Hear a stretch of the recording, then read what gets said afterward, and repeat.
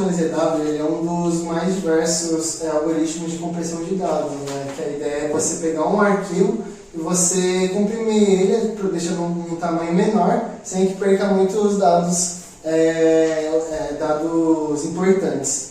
Então aqui, por exemplo, no meu LZW, você vai ter um dicionário, em que cada elemento do dicionário é uma entrada, em que você vai ter um vetor de caracteres aqui, uma string, que pode ser tanto um caractere, 2, 3, 4, por aí vai, e cada sequência de caracteres vai receber um valor nele.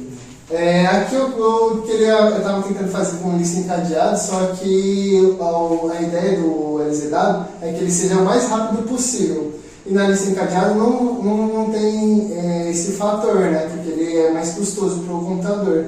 Fora que, embora ele seja mais dinâmico, que pode ser qualquer tamanho de arquivo e que ele consiga resolver. Mas não era isso o que eu estava procurando no LZW, certo? Aqui você vai ter a minha função aqui de inicializar o dicionário, que vai procurar todos os caracteres distintos dentro de um arquivo de texto.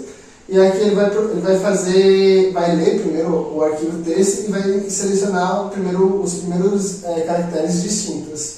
Então aqui você vai ter o espaço, né? Vai ser o 0, o A vai ser o 1, o 2, o B e por aí vai, certo?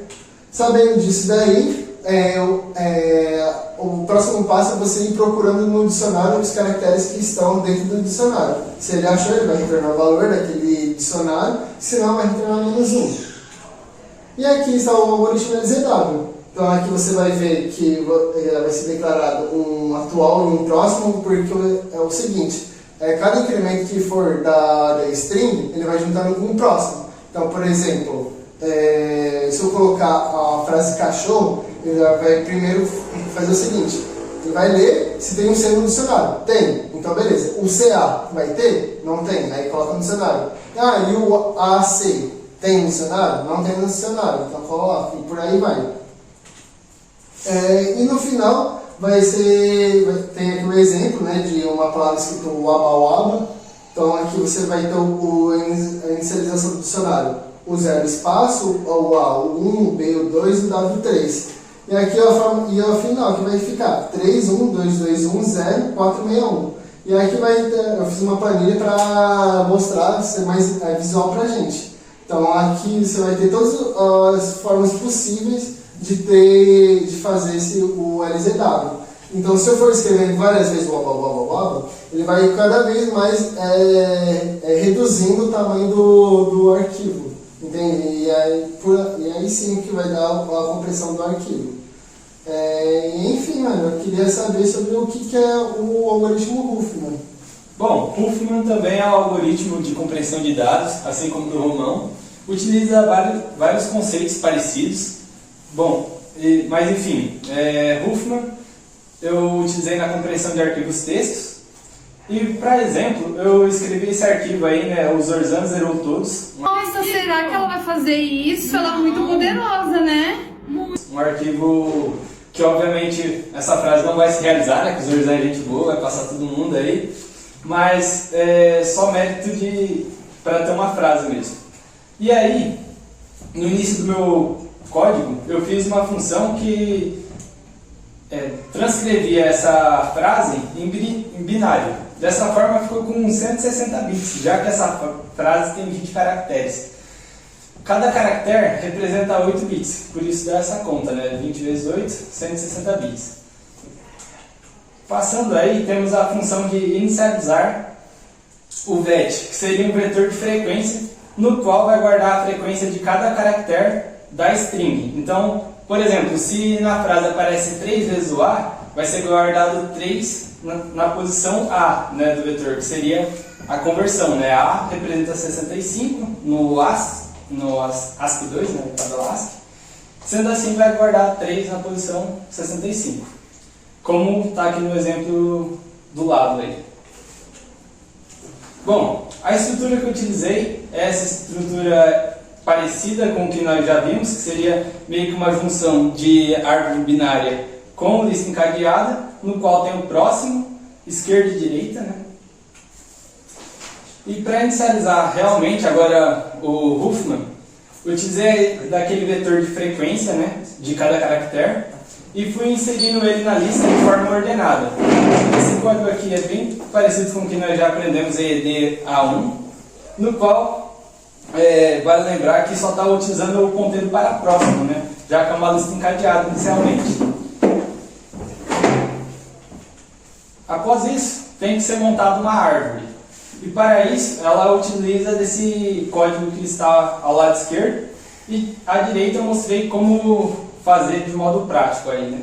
Então, primeiro, pega os dois primeiros elementos da lista, soma suas frequências, cria-se um novo nó e pega esse valor de frequência e insere esse novo nó ordenado na lista. Dessa forma, cada vez que isso acontecer, vai tirar um nó da lista e criar um nó de árvore, vamos dizer assim, né? Por mais que esteja estranho, posteriormente vai realmente virar uma árvore, né? Deixando somente um nó da lista, né? Que seria o primeiro.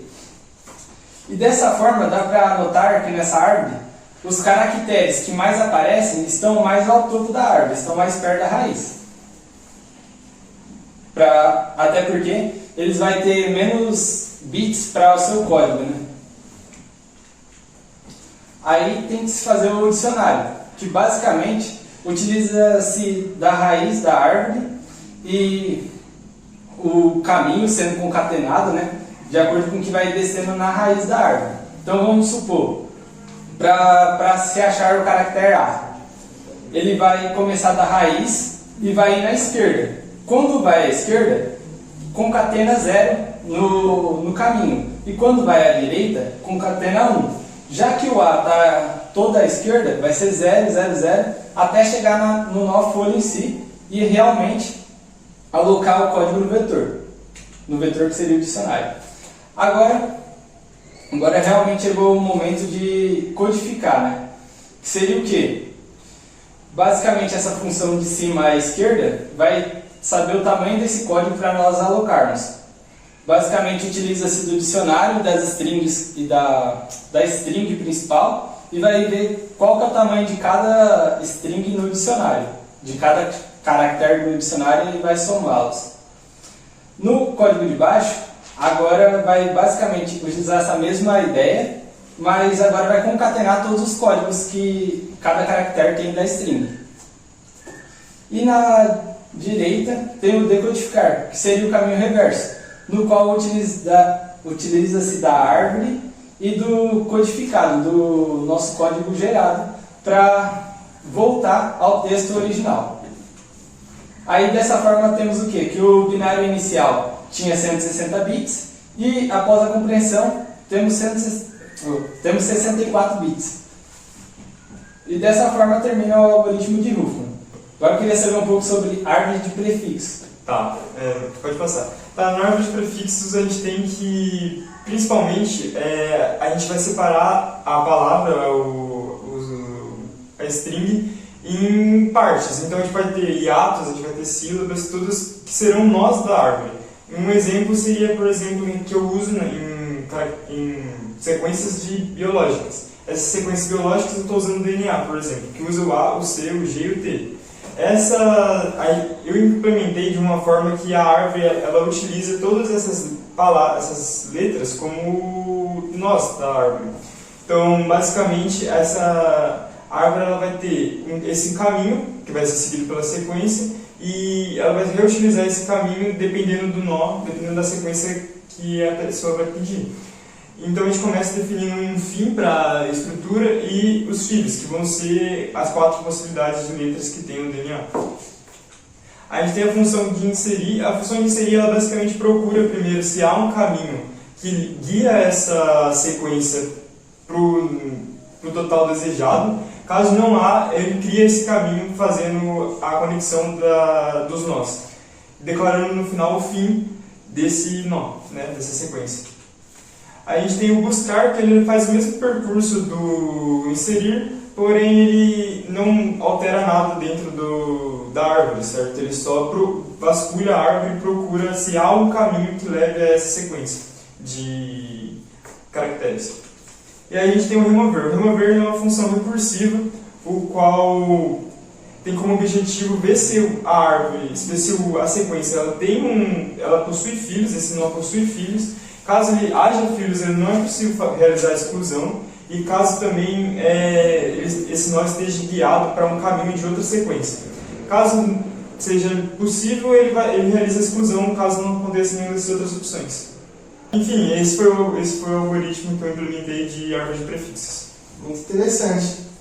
Por hoje é só, viu, gente? Espero que vocês tenham gostado e aprendido com os nossos algoritmos.